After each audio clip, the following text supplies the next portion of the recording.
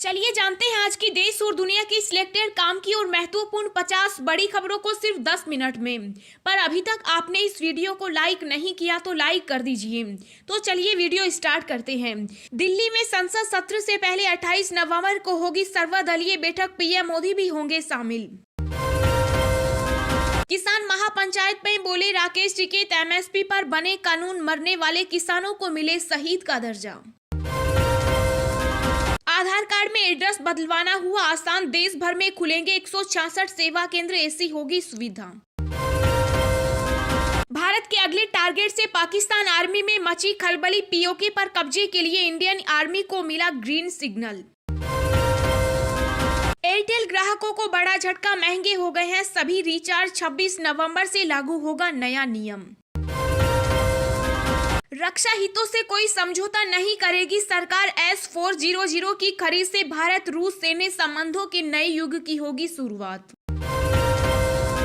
UP में अब गांवों में भी मिलेंगे एक्सपर्ट डॉक्टर, सीएम योगी ने 310 चिकित्सकों को दिए नियुक्त पत्र।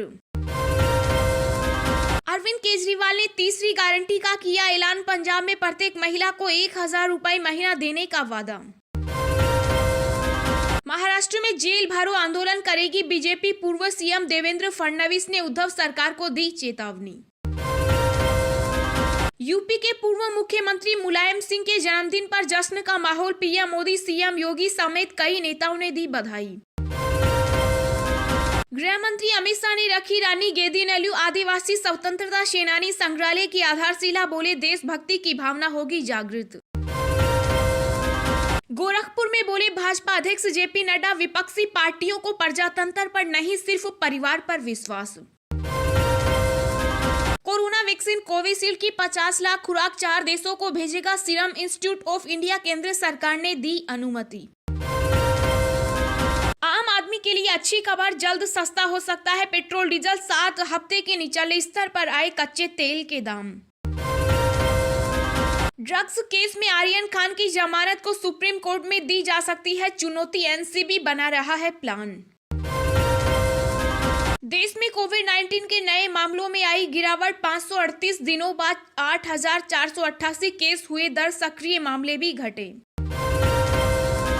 गृह मंत्रालय के बाद टीएमसी सांसदों का प्रदर्शन, बोले त्रिपुरा सरकार को किया जाए बर्खास्त। मुकेश अंबानी की जियो मार्ट के खिलाफ महाराष्ट्र से तमिलनाडु तक प्रदर्शन, छोटे दुकानदारों को बर्बाद होने का डर। अमेरिकी राष्ट्रपति के समिट फॉर डेमोक्रेसी में भाग लेने के लिए पीएम मोदी को मिला न्योता। देश में बच्चों के वैक्सीन और बूस्टर डोज पर इस महीने के अंत में एनटीएजी करेगा चर्चा। राजस्थान के मुख्यमंत्री अशोक गहलोत ने किया विभागों का बंटवारा, अपने पास रखा गृह, वित्त और आईटी विभाग। कंगना रनौत के भीख वाले बयान पर मुकेश खन्ना भड़के, कहा सरकार की चापलूसी में ये सब बोल रही एक्ट्रेस। राजस्थान में फिर फंसा पेच, कैबिनेट विस्तार के बाद भी नहीं थम रही खींचतान, विभागों के बंटवारे पर गहराया विवाद। मुंबई के पूर्व पुलिस कमिश्नर परमबीर सिंह को मिली राहत, सुप्रीम कोर्ट ने गिरफ्तारी पर लगाई रोक। छत्तीसगढ़ में कम हुए पेट्रोल डीजल के दाम, बघेल सरकार ने पेट्रोल पर 2 और डीजल पर 1% कम किया वेट। आंध्र प्रदेश में जगनमोहन सरकार का बड़ा फैसला, 3 राजधानी बनाने वाला कानून लेगी वापस। बड़ी संख्या में राजस्थान के बेरोजगार करेंगे यूपी कूच, प्रियंका और राहुल गांधी की सभाओं में महापड़ाव की दी चेतावनी। शेयर बाजार में तेज गिरावट, सेंसेक्स से 900 अंक टूटकर 59,000 के नीचे पहुंचा, निफ्टी 263 अंक फिसला। अब दूसरे राज्यों का नंबर लेकर बिहार में नहीं चला सकेंगे गाड़ी, कटेगा 5000 रुपए का चालान। मुंबई हैदराबाद से भी बड़ी यूपी की फिल्म सिटी को मिली शासन से मंजूरी। दक्षिण भारत में भारी बारिश की आशंका, 5 दिनों का अलर्ट जारी, नॉर्थ में गिरेगा पारा। जी हाँ दोस्तों, और भी बहुत बड़ी काम की खबरें निकल कर आ रही हैं, इसलिए वीडियो को लास्ट तक जरूर देखना। तो चलिए अब जानते हैं जो महत्वपूर्ण काम की खबरें हैं उनको विस्तार से। पर इससे पहले अभी तक आपने इस वीडियो को लाइक नहीं किया तो लाइक कर दीजिए। किसान महापंचायत पर बोले राकेश टिकैत, एमएसपी पर बने कानून, मरने वाले किसानों को मिले शहीद का दर्जा। जी हां, प्रधानमंत्री नरेंद्र मोदी तीनों कृषि कानून वापस लेने का ऐलान भले ही कर चुके हों, लेकिन संयुक्त किसान मोर्चा आंदोलन को आगे बढ़ाने की रणनीति तैयार कर रहा है। इसी के तहत राजधानी लखनऊ में इको गार्डन पार्क पर किसान मोर्चा की महापंचायत में बीकेयू नेता राकेश टिकैत ने कहा कि एमएसपी पर कानून बनना चाहिए। किसान आंदोलन के दौरान मरने वाले 750 किसानों को शहीद का दर्जा दिए जाने की मांग की। किसान नेता राकेश टिकैत ने केंद्रीय गृह राज्य मंत्री अजय मिश्रा टेनी को बर्खास्त करने की भी मांग की। उन्होंने कहा कि दूध के लिए भी एक नीति आ रही है, उसके भी हम खिलाफ हैं। बीज कानून भी है, इन सब पर केंद्र सरकार से बातचीत करना चाहते हैं। मोर्चा से जुड़े नेताओं की दलील है कि शीतकालीन सत्र में बिल रद्द होने का वह लोग इंतजार करेंगे। लखनऊ की महापंचायत के साथ मोर्चा के लोग सरकार पर इसको लेकर और ज्यादा दबाव बनाने की तैयारी कर रहे हैं। एयरटेल ग्राहकों को बड़ा झटका, महंगे हो गए सभी रिचार्ज प्लान। 26 नवंबर से लागू होगा नया नियम। जी हां, टेलीकॉम सर्विस प्रोवाइडर भारतीय एयरटेल ने अपने ग्राहकों को बड़ा झटका दिया है। दरअसल भारतीय एयरटेल ने प्रीपेड ट्रैफिक को रिवाइज करने का ऐलान किया। जानकारी के अनुसार नया टेरिफ प्लान 26 नवंबर 2021 से लागू होगा। कंपनी प्लान की कीमतों को बढ़ाकर प्रति यूजर 200 रुपए के एवरेज रेवेन्यू के टारगेट तक पहुंचने की कोशिश कर रही है। टेरिफ हाइक के बाद अब कंपनी के बेस प्लान की कीमत 79 रुपए से बढ़कर 99 रुपए हो गई। नए टेरिफ प्रीपेड पैक 26 नवंबर 2021 से www.airtel.in पर उपलब्ध होंगे।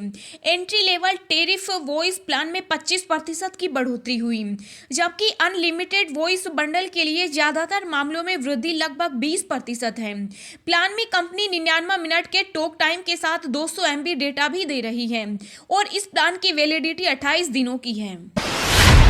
आधार कार्ड में एड्रेस बदलवाना हुआ आसान, देश भर में खुलेंगे 166 सेवा केंद्र, ऐसी होगी सुविधा।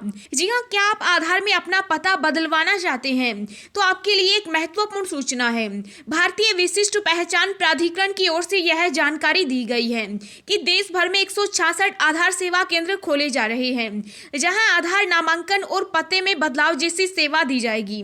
UIDAI के मुख्य अधिकारी सौरभ गर्ग ने गाजियाबाद में आधार सेवा केंद्र के शुभारंभ पर यह जानकारी दी है।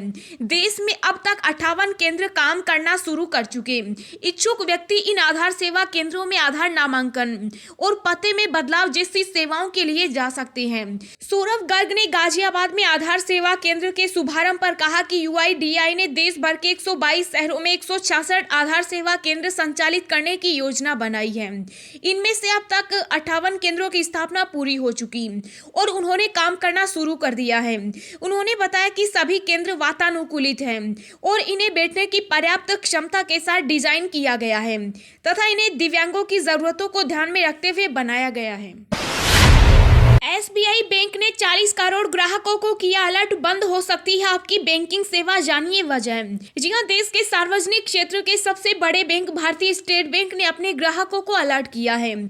SBI बैंक ने अपने अकाउंट होल्डर्स को 31 मार्च 2022 के पहले पैन आधार कार्ड को लिंक करने के लिए नोटिस जारी किया है। बैंक ने कहा है कि अगर ग्राहक ऐसा नहीं करते हैं तो उनकी बैंकिंग सेवा ठप हो सकती है।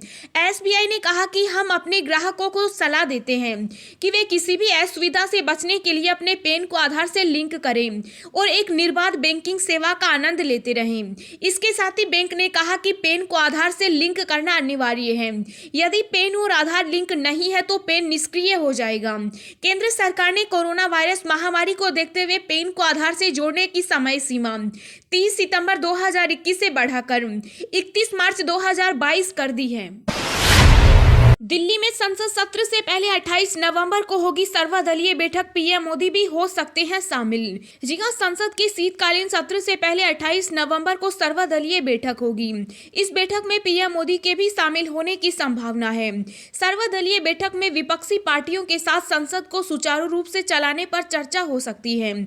संसद का शीतकालीन सत्र 29 नवंबर से शुरू होने जा रहा है और 23 दिसंबर को खत्म होने की संभावना है। पीएम नरेंद्र मोदी द्वारा कृषि कृषि कानूनों को वापस लेने का मुद्दा भी संसद के शीतकालीन सत्र में उठाया जा सकता है। संसद के बाहर किसानों तो अंदर विपक्ष भी सरकार को एमएसपी गारंटी कानून पर घेरने को तैयार है। राहुल गांधी ने किसानों के नाम अपने खुले पत्र में लिखा कि साथियों, अभी संघर्ष खत्म नहीं हुआ, एमएसपी मुद्दा अभी बचा हुआ है। इसके अलावा विपक्ष महंगाई पर भी सरकार को घेर सकती है। ईडी और सीबीआई के निदेशकों के कार्यकाल बढ़ाने पर भी विपक्ष सदन में हंगामा कर सकता है। गृह मंत्री अमित शाह ने रखी रानी गेदिनैल्यू आदिवासी स्वतंत्रता सेनानी संग्रहालय की आधारशिला, बोले देशभक्ति की भावना होगी जागृत। जी हां, केंद्रीय गृह मंत्री अमित शाह ने मणिपुर में सिटी कन्वेंशन सेंटर और इम्फाल ईस्ट में रानी गेदिनैल्यू आदिवासी स्वतंत्रता सेनानी संग्रहालय की स्थापना रखी। अमित शाह इस कार्यक्रम में वर्चुअल माध्यम से शामिल हुए। गृह मंत्री ने कहा कि मणिपुर की तरह ही देश के विभिन्न हिस्सों में बन रहे आदिवासी स्वतंत्रता सेनानियों के संग्रहालय हमारे समाज को एकजुट करने में मदद करेंगे। मणिपुर के बाद ऐसे संग्रहालय गुजरात, झारखंड, आंध्र प्रदेश, छत्तीसगढ़, केरल, मध्य प्रदेश और तेलंगाना में भी तैयार होंगे। इन संग्रहालयों से लोगों के अंदर देशभक्ति की भावना जागृत होगी। अमित शाह ने कहा कि आदिवासी विकास पर पीएम मोदी ने कई तरह के प्रोजेक्ट किए। देश को आजाद करने में आदिवासी लोगों का कितना बड़ा योगदान है, ये बात शहरी नहीं जानते। यही वजह है कि प्रधानमंत्री नरेंद्र मोदी ने विभिन्न राज्यों में इस तरह के संग्रहालय बनाने का फैसला किया। अमित शाह ने बताया कि सरकार ने इसके लिए 195 करोड़ रुपए का निवेश किया है।